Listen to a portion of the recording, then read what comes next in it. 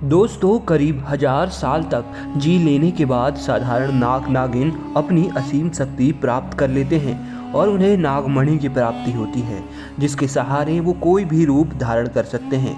कहते हैं इच्छाधारी नाग नागिन का प्यार बहुत अटूट होता है। नागिन को अपने नाग की जुदाई सहन नहीं होती। यदि कोई उसके नाग को मार दे या फिर उससे छीन ले तो फिर जिस व्यक्ति ने भी यह कार्य किया होता है, नागिन उसे नहीं छोड़ती। ऐसा ही कुछ नज़ारा उत्तर प्रदेश के देवरिया गांव में देखने को मिला। दोस्तों, इस घटना को बताने से पहले जो भी महादेव के सच्चे भक्त हैं, कमेंट बॉक्स में हर हर महादेव जरूर लिख देना। देवरिया गांव में रमेश नाम का एक व्यक्ति अपनी पत्नी गीता के साथ रहता था। खेती और गाय भैंस के दूध को बेचकर वे अपना जीवन यापन करते थे। पत्नी गीता कुछ गांव के अन्य महिलाओं के साथ गाय भैंसों के लिए घास लाना, अक्सर सुबह का घर का काम निपटाना आदि किया करती। अक्सर वही घास लाने के लिए जंगल जाया करती थी।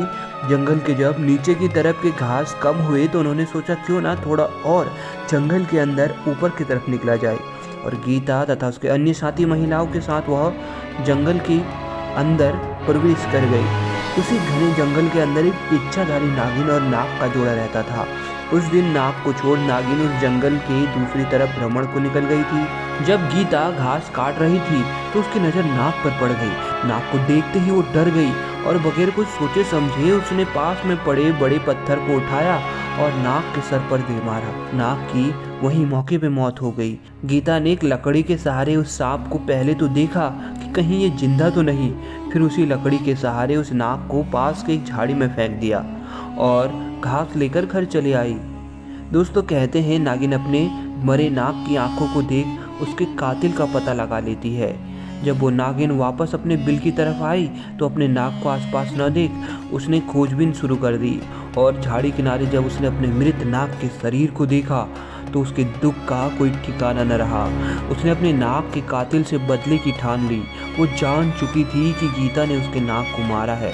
अगले दिन गीता जब अपने अन्य साथियों के साथ घास काटने आई जंगल में तो उस नागिन ने मौका पाकर उसे डस लिया, परंतु गीता की उन साथियों में से एक नाग के जहर को ताड़ना जानती थी, जिस कारण गीता की जान बच पाई। और अब गीता ने जंगल जाना ही छोड़ दिया। नागिन को पता था कि गीता अभी भी जिंदा है। एक दिन गीता जब घर पर खाना बना रही थी तो उसे अपने रसोई घर में वही नागिन दिखाई दी जो उसने उस दिन जंगल में देखी थी। वो तुरंत भाग गई। कई बार गीता ने उस नागिन को अपने घर के आसपास देखा। जब गीता उस नागिन से ज़्यादा परेशान हो गई तो उसने अपने पति को सारी बात कही। तब रमेश और गीता एक प्रसिद्ध सपेरे के पास गए। गीता को देखकर ही उस सपेरे ने बता दिया कि गीता पर एक नागिन का साया पड़ चुका है और वो गीता को मार कर ही दम लेगी। फिर उस सपेरे ने गीता से पूछा, क्या तुमने किसी नाग को तो नहीं मारा था? तो गीता ने जंगल वाली सारी बात बता दी।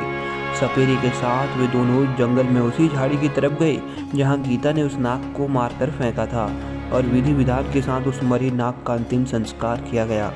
गीता को वहां देख वो नागिन जैसे ही गीता की तरफ बढ़ी तो सपेरे ने तुरंत अपने शक्तियों के सहारे उस नागिन को कुछ दूर पर ही रोक अपने वशीभूत कर लिया। कहते हैं आज भी उस सपेरे की कैद में वह नागिन है। परंतु दोस्तों, किसी भी जानवर को इस तरह मारने का हमें कोई हक नहीं, उनमें भी जान होती है। दोस्तों, कोई भी सांप इंसान पर कभी भी हमला नहीं करता जब तक कि उन्हें जबरदस्ती ऐसा करने पर मजबूर किया जाए।